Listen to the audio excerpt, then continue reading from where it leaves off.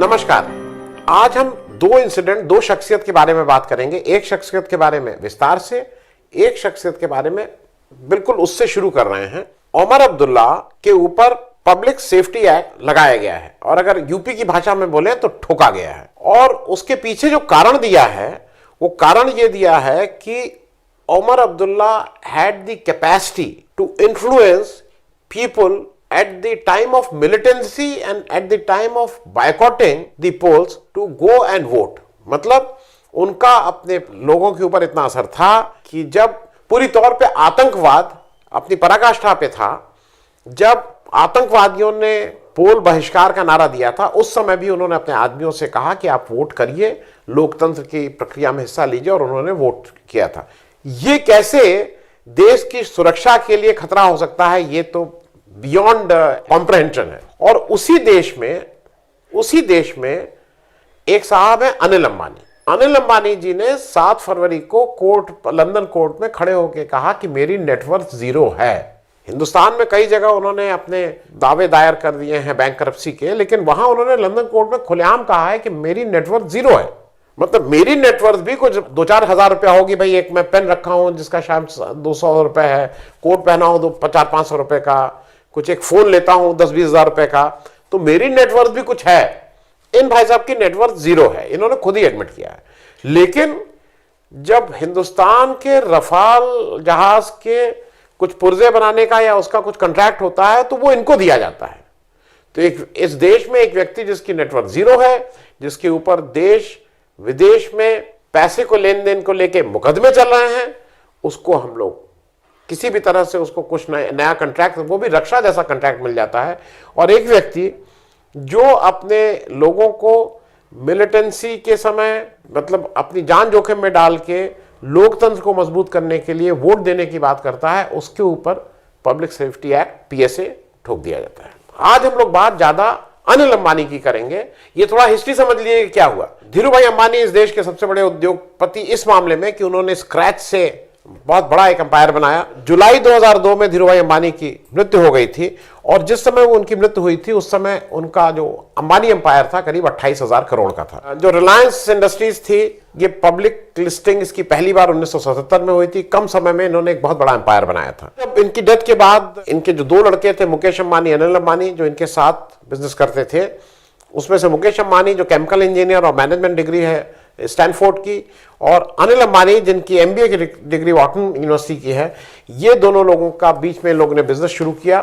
लेकिन 2005 आते आते इन लोगों के आपस के रिश्ते अच्छे नहीं थे। दोनों भाइयों के बीच विवाद इतना बढ़ गया कि इनकी मां को इंटरवीन करना पड़ा, कोकिलाबेन को। 2005 में कोकिलाबेन की मध्यस्थता के बाद बापू मुरारी, आईसीआईसीआई बैंक के केवी कामत, एक सीए जो एस गुरुमूर्ति थे, इन सब लोगों ने मिलकर दोनों भाइयों के बीच में एक सुलह समझौता कराया और जो धीरूभाई अंबानी का एम्पायर था उसको 2 हिस्सों में बांट दिया गया। उसका पेट्रोकेमिकल वाला जो वो था वो मुकेश अंबानी के पास गया, और जो टेलीकॉम वाला बिजनेस था जो बहुत तेजी से बढ़ रहा था, 2002-2003 में लॉन्च हुआ था, वो अनिल अंबानी के पास आ गया।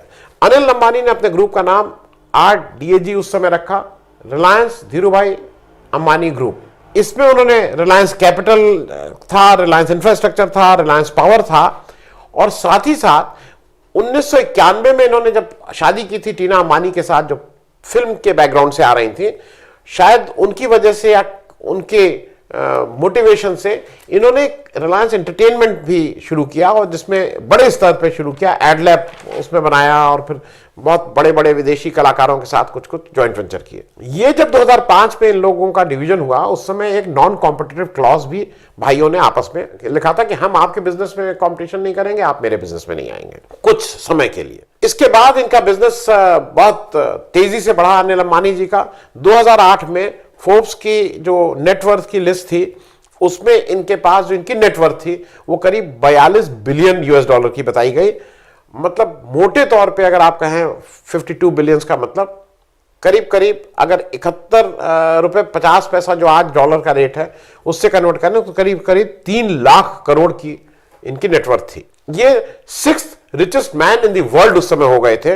लेकिन यही अनिल अंबानी 2019 में 3 लाख करोड़ से इनकी नेटवर्थ $109 मिलियन करीब 780 करोड़ रह गई थी। मतलब कहां 3 लाख और कहां 780 करोड़। मैं आपकी समझ के लिए बता दूं कि जैसे बॉक्स ऑफिस में बहुत सी पिक्चरें हैं, 2019 की पिक्चरें, वॉर ने 475 करोड़ का बिजनेस किया था, कबीर सिंह ने 380 करोड़ का किया था, उरी ने 342 करोड़ का किया था। मतलब ये कोई दोनों पिक्चरें का अगर कुल कमाई भी देख लें तो वो कमाई हमारे अनिल अंबानी जी की नेटवर्थ से कहीं ज्यादा हो जा रही थी। अनिल अंबानी जी का जो बेस्ट फेज था वो 2008 से 2014 का था, और इनके जो पतन के कारण है वो बहुत नोन है। ये बहुत ब्रैश है, बहुत ही मतलब किसी को कुछ समझते नहीं है। ये संडे को प्रेस कॉन्फ्रेंस हरदम करते थे कि भाई चीज ये थी कि अगर प्रेस कॉन्फ्रेंस कर रहे हैं तो पत्रकारों को जिसको आना है आया, पत्रकार को आना पड़ता था। संडे को जनरली प्रेस कॉन्फ्रेंस नहीं रखी जाती है, एज एन एक्सेप्शन ठीक है, लेकिन जनरली नहीं रखी जाती।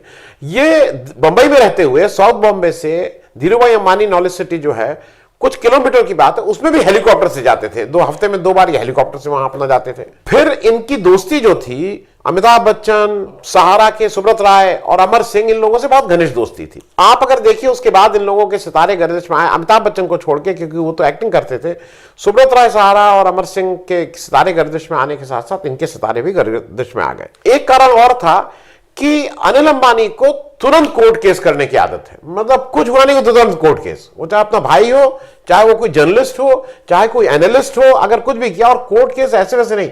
1000 करोड़ का मानहानि का दावा, 10,000 करोड़ का मानहानि का दावा, कुछ इस तरह से ये लोगों को ट्रीट करते हैं। बहुत सी चीजें सामने से नहीं दिख रही हैं, लेकिन जो थर्ड आई के माध्यम से मैं देखने की कोशिश किया है मैंने, मेरे हिसाब से इनके डाउनफॉल का कारण एक तो इनका अपना व्यवहार, इनकी अपनी बिजनेस स्टाइल जो भी हो, लेकिन कहीं ना कहीं मुकेश अंबानी के साथ जो इन्होंने जो भी कहिए ठीक से उनसे व्यवहार नहीं किया, कुछ मुकदमे भी करने की कोशिश की है, उनको भी कहीं कहीं आपत्तिजनक बातें कही उनके बारे में, वो शायद मुकेश अंबानी भूले नहीं थे। और मैं ये इसलिए कह रहा हूं कि अब जो आगे मैं आपको सिलसिला समझाऊंगा उसके अनुसार इनके डाउनफॉल में मुकेश अंबानी का एक बहुत, मतलब अगर आप देखिए तो कहीं ना कहीं वो रोल है। 2010 में जब ये नॉन कॉम्पिटिटिव क्लॉज इन लोगों का खत्म हुआ तो मुकेश अंबानी ने तुरंत टेलीकॉम बिजनेस में इन्फोटेल ब्रॉडबैंड को टेक ओवर किया 4800 करोड़ से। वो तुरंत जैसे वेट कर रहे थे इस बिजनेस में आने के लिए। ये भी हो सकता है कि उनको लग रहा था कि बड़ा बिजनेस है, लेकिन अब अगर आप आगे की चीजें देखेंगे तो मुकेश अंबानी के रिलायंस जियो के आने से अगर कोई सबसे बड़ा किसी को नुकसान हुआ है तो वो अनिल अंबानी उनके भाई हैं, क्योंकि जियो की entry is the biggest blow. हुआ क्या था कि जो रिलायंस आरकॉम था ये सीडीए में टेक्नोलॉजी में शुरू में आया था, कोड डिवीजन मल्टीपल एक्सेस बोलते थे उसको।